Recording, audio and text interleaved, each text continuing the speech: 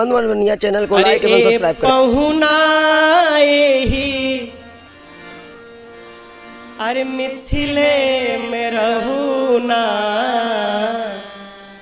ए पहुनाए ही मिथिले में रहूना। राम जी बोले यहाँ का होगा? बोले अरे सबसे असली मसला तो यहीं पर ससुराल में।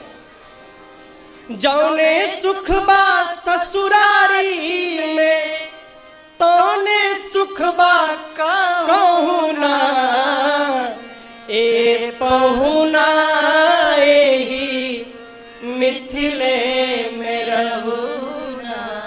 लक्ष्मण जी बोले लाभ बताओ तब रहेंगे। हाँ, बिना लाभ के हम लोग नहीं रहेंगे। बोले लाभ, सबसे पहला लाभ आपके भैया का,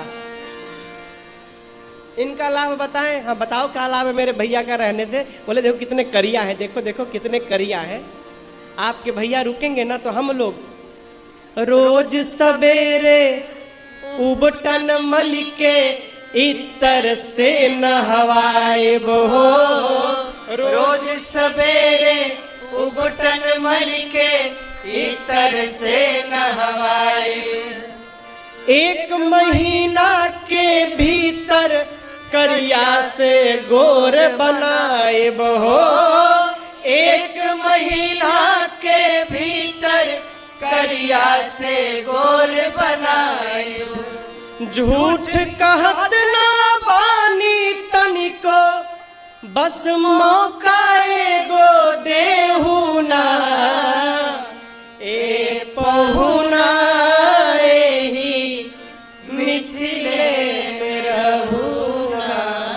कहती है आपके भैया को करिया से गोर बना देंगे। लक्ष्मण जी बोले थे उनका लाभ, हमार लाभ, हमार का लाभ है? बोले पता है आपको, नित्य नवीन मन भावन व्यंजन पर सब कंचन थाली हो। नित्य नवीन मन भावन व्यंजन पर सब कंचन थाली। स्वाद भूख बढ़ जाई सुनी साली सरहज के गारी हो।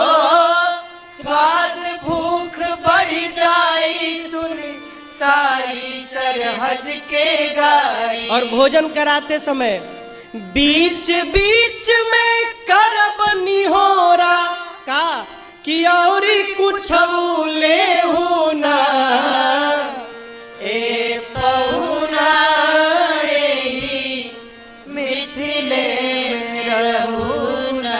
लक्ष्मण जी खुद बाबा बहुत बढ़िया बढ़िया खाने को मिलेगा। अच्छा बोले अच्छा ठीक है हमार हो गया। हमारी बातों दो ठे हमारे भाई हैं, वो लोग बोलते नहीं हैं, उनके बदले हम बोलते हैं। हम भैया का लाभ, हमारा लाभ। हमारी दो ठे भाई का लाभ बताओ, भरत भैया का और शत्रुघ्न का। इनका क्या लाभ?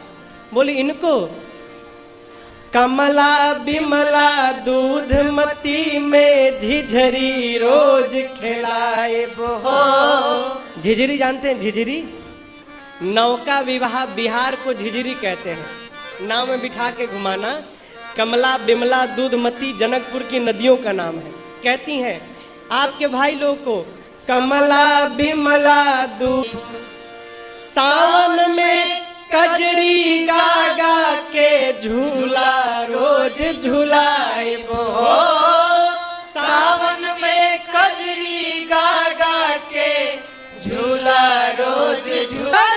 चिरौरी का कितनी धीरे धीरे बहुना, ए बहुना ही मिथिले में रहूना, ए पहुना ही मिथिले। इतने प्यार से कोई रहने के लिए कहेगा तो कौन जाना चाहेगा है?